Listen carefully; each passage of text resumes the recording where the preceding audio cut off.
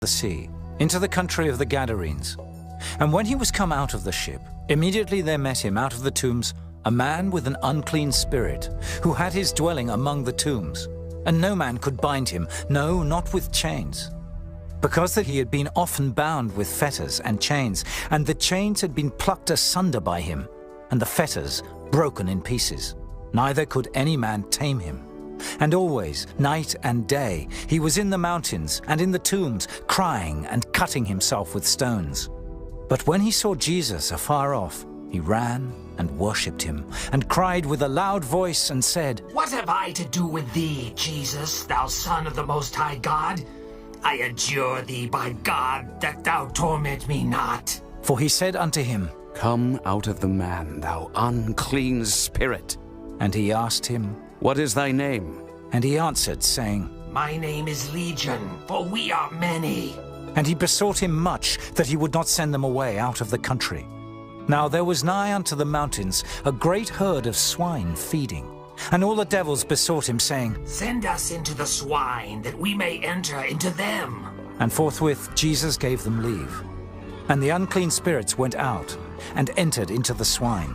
And the herd ran violently down a steep place into the sea. They were about 2,000, and were choked in the sea. And they that fed the swine fled, and told it in the city and in the country.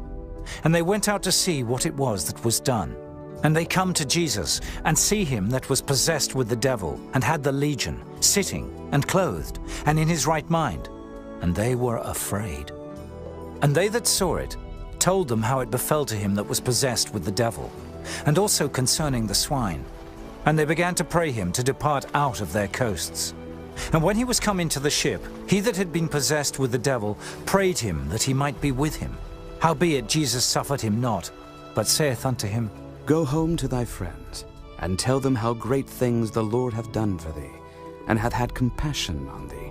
And he departed, and began to publish in Decapolis how great things Jesus had done for him. And all men did marvel. And when Jesus was passed over again by ship unto the other side, much people gathered unto him, and he was nigh unto the sea.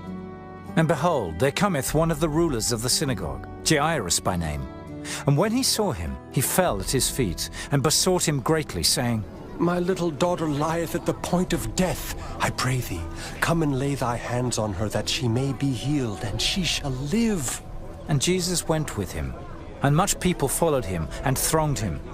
And a certain woman, which had an issue of blood 12 years, and had suffered many things of many physicians, and had spent all that she had, and was nothing bettered, but rather grew worse, when she had heard of Jesus, came in the press behind, and touched his garment.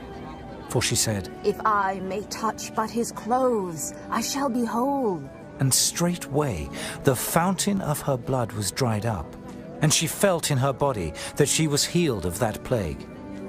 And Jesus, immediately knowing in himself that virtue had gone out of him, turned him about in the press, and said, Who touched my clothes? And his disciples said unto him, Thou seest the multitude thronging thee, and sayest thou, Who touched me? And he looked round about to see her that had done this thing. But the woman, fearing and trembling, knowing what was done in her, came and fell down before him, and told him all the truth. And he said unto her, Daughter, thy faith hath made thee whole. Go in peace, and be whole of thy plague. While he yet spake, there came from the ruler of the synagogue's house certain which said, Thy daughter is dead. Why troublest thou the master any further?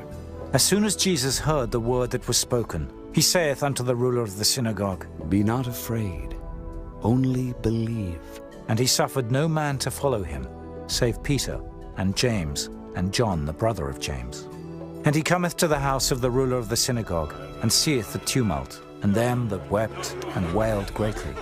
And when he was come in, he saith unto them, Why make ye this ado, and weep? The damsel is not dead, but sleepeth. And they laughed him to scorn. But when he had put them all out, he taketh the father and the mother of the damsel, and them that were with him, and entereth in where the damsel was lying. And he took the damsel by the hand, and said unto her, Talitha cumi, which is, being interpreted, "Damsel, I say unto thee, arise." And straightway the damsel arose and walked. For she was of the age of 12 years, and they were astonished with a great astonishment. And he charged them straitly that no man should know it, and commanded that something should be given her to eat. Chapter 6. And he went out from thence, and came into his own country, and his disciples followed him. And when the Sabbath day was come, he began to teach in the synagogue, and many hearing him were astonished, saying, From whence hath this man these things? And what wisdom is this which is given unto him, that even such mighty works are wrought by his hands? Is not this the carpenter, the son of Mary, the brother of James and Joses, and of Judah and Simon? And are not his sisters here with us? And they were offended at him. But Jesus said unto them, A prophet is not without honor but in his own country, and among his own kin, and in his own house. And he could there do no mighty work, save that he laid his hands upon a few sick folk, and healed them. And he marveled because of their unbelief. And he went round about the villages, teaching. And he called unto him the 12, and began to send them forth by 2 and 2, and gave them power over unclean spirits, and commanded them that they should take nothing for their journey, save a staff only, no scrip, no bread, no money in their purse, but be shod with sandals, and not put on 2 coats. And he said unto them, In what place soever ye enter into an house, there abide till ye depart from that place. And whosoever shall not receive you, nor hear you, when ye depart thence, shake off the dust under your feet for a testimony against them. Verily I say unto you, it shall be more tolerable for Sodom and Gomorrah in the day of judgment than for that city. And they went out, and preached that men should repent. And they cast out many devils, and anointed with oil many that were sick, and healed them. And King Herod heard of him, for his name was spread abroad. And he said, That John the Baptist was risen from the dead, and therefore mighty works do show forth themselves in him. Others said, That it is Elias. And others said, That it is a prophet, or as one of the prophets. But when Herod heard thereof, he said, It is John, whom I beheaded. He is risen from the dead. For Herod himself had sent forth and laid hold upon John, and bound him in prison for Herodias' sake, his brother Philip's wife, for he had married her. For John had said unto Herod, It is not lawful for thee to have thy brother's wife. Therefore Herodias had a quarrel against him, and would have killed him, but she could not. For Herod feared John, knowing that he was a just man and unholy, and observed him. And when he heard him, he did many things, and heard him gladly. And when a convenient day was come, that Herod on his birthday made a supper to his lords, high captains, and chief estates of Galilee.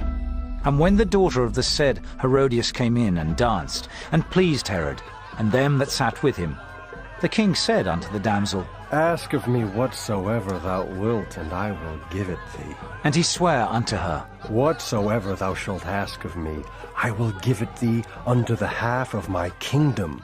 And she went forth, and said unto her mother, What shall I ask? And she said, The head of John the Baptist.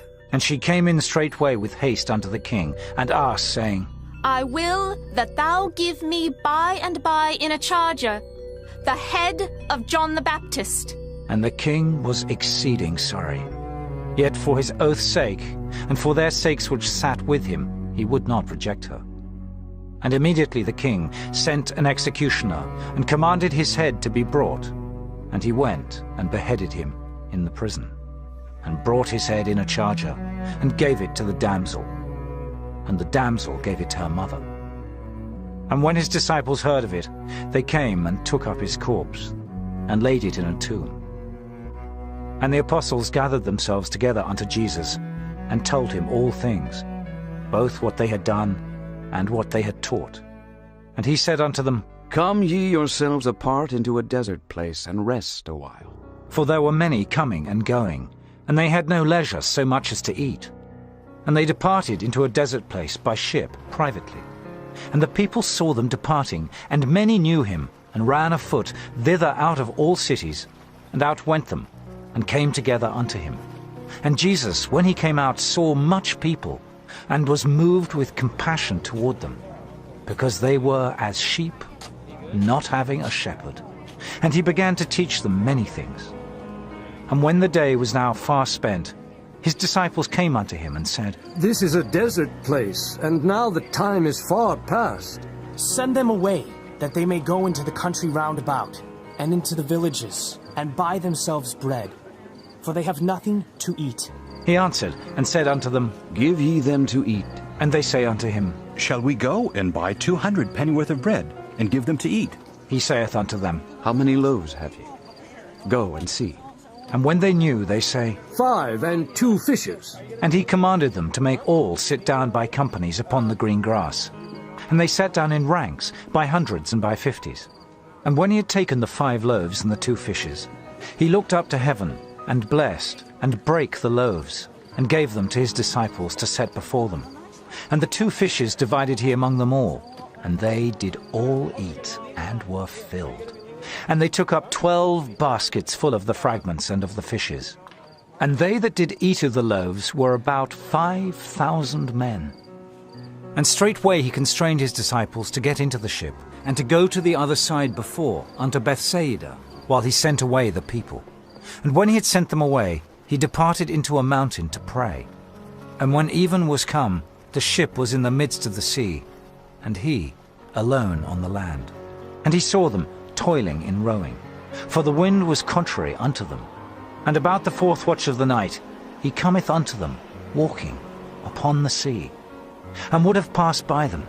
But when they saw him walking upon the sea, they supposed it had been a spirit, and cried out, for they all saw him, and were troubled. And immediately he talked with them, and saith unto them, Be of good cheer, it is I, be not afraid. And he went up unto them into the ship, and the wind ceased, and they were sore amazed in themselves beyond measure, and wondered. For they considered not the miracle of the loaves, for their heart was hardened. And when they had passed over, they came into the land of Gennesaret, and drew to the shore. And when they were come out of the ship, straightway they knew him, and ran through that whole region round about, and began to carry about in beds those that were sick, where they heard he was. And whithersoever he entered, into villages, or cities, or country, they laid the sick in the streets, and besought him that they might touch, if it were but the border of his garment. And as many as touched him were made whole. Chapter 7. Then came together unto him the Pharisees, and certain of the scribes which came from Jerusalem. And when they saw some of his disciples eat bread with defiled, that is to say, with unwashen hands, they found fault. For the Pharisees and all the Jews, except they wash their hands oft, eat not, holding the tradition of the elders. And when they come from the market, except they wash, they eat not. And many other things there be, which they have received to hold, as the washing of cups and pots, brassen vessels, and of tables. Then the Pharisees and scribes asked him, Why walk not thy disciples according to the tradition of the elders, but eat bread with unwashen hands? He answered and said unto them, Well hath Isaiah prophesied of you, hypocrites, as it is written, This people honoureth me with their lips, but their heart is far from me. Howbeit in vain do they worship me, teaching for doctrines the commandments of men. For laying aside the commandment of God, ye hold the tradition of men as the washing of pots and cups, and many other such like things ye do. And he said unto them, Full well ye reject the commandment of God, that ye may keep your own tradition. For Moses said, Honour thy father and thy mother. And whoso curseth father or mother, let him die the death. But ye say, If a man shall say to his father or mother, It is Corban, that is to say, a gift, by whatsoever thou mightest be profited by me, he shall be free. Can ye suffer him no more to do aught for his father or his mother, making the word of God of none effect through your tradition, which ye have delivered? And many such like things do ye. And when he had called all the people unto him, he said unto them, Hearken unto me every one of you, and understand. There is nothing from without a man that entering into him can defile him. But the things which come out of him, those are they that defile the man. If any man have ears to hear, let him hear. And when he was entered into the house from the people, his disciples asked him concerning the parable. And he saith unto them, Are ye so without understanding also? Do ye not perceive that whatsoever thing from without entereth into the man, it cannot defile him? Because it entereth not into his heart, but into the belly, and goeth out into the draught, purging all meats? And he said, That which cometh out of the man, that defileth the man. For from within, out of the heart of men proceed evil thoughts, adulteries, fornications, murders, thefts, covetousness, wickedness, deceit, lasciviousness, an evil eye, blasphemy, pride, foolishness. All these evil things come from within, and defile the man. And from thence he arose, and went into the borders of Tyre and Sidon, and entered into an house, and would have no man know it. But he could not be hid. For a certain woman, whose young daughter had an unclean spirit, heard of him, and came and fell at his feet. The woman was a Greek, a Syrophoenician by nation, and she besought him that he would cast forth the devil out of her daughter. But Jesus said unto her, Let the children first be filled.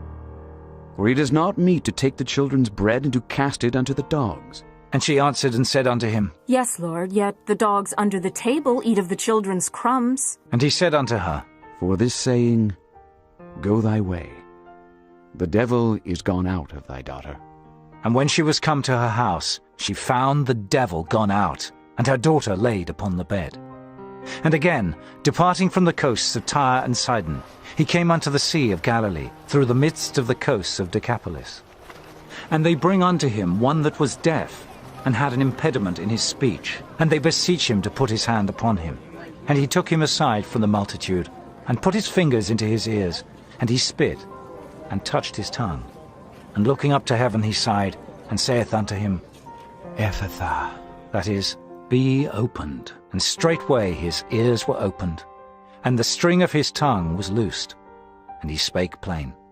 And he charged them that they should tell no man, but the more he charged them, so much the more a great deal they published it, and were beyond measure astonished, saying, He hath done all things well. He maketh both the deaf to hear and the dumb to speak. Chapter 8.